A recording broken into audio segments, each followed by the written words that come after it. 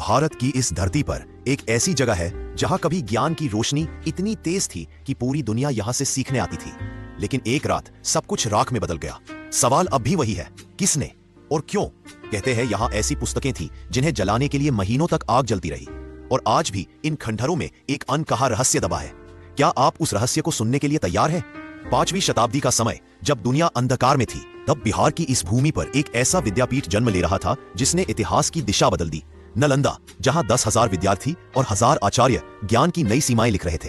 यह विश्व विस्तापक किसी साम्राज्य से कम नहीं था। फैलाव इतना विशाल और पुस्तकालय इतना अद्भुत कि दुनिया इसे धर्मगुंज कहती थी। ज्योतिष, गणित, चिकित्सा, दर्शन, हर विषय का खजाना यही था। लेकिन फिर एक रात, जब आसमान पर अनजानी खामोशी पसरी थी, नालंदा पर एक ऐसा साया गिरा जिसने इतिहास की धड़कन रोक दी। कहते हैं बख्तियार खिलजी की सेना ने इस ज्ञान नगर को आग लगा दी, लेकिन गवाह बताते हैं आग सिर्फ बाहर नहीं थी। कुछ ऐसा था जिसने भीतर के कमरे खुद ब खुद धधका दिए।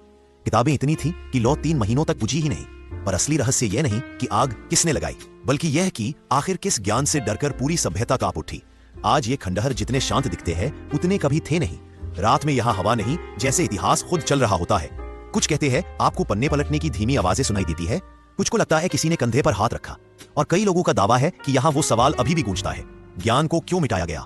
सदियां बीत गईं, राजवंश आए और मिट गए, पर नालंदा ने हार नहीं मानी। 2014 में उसी जमीन पर, उसी हवा में नालंदा ने फिर से जन्म लिया, पुराने सत्यों, अधूरे सवालों और नई सोच के साथ। शायद इसलिए कि कुछ कहानियां खत्म नहीं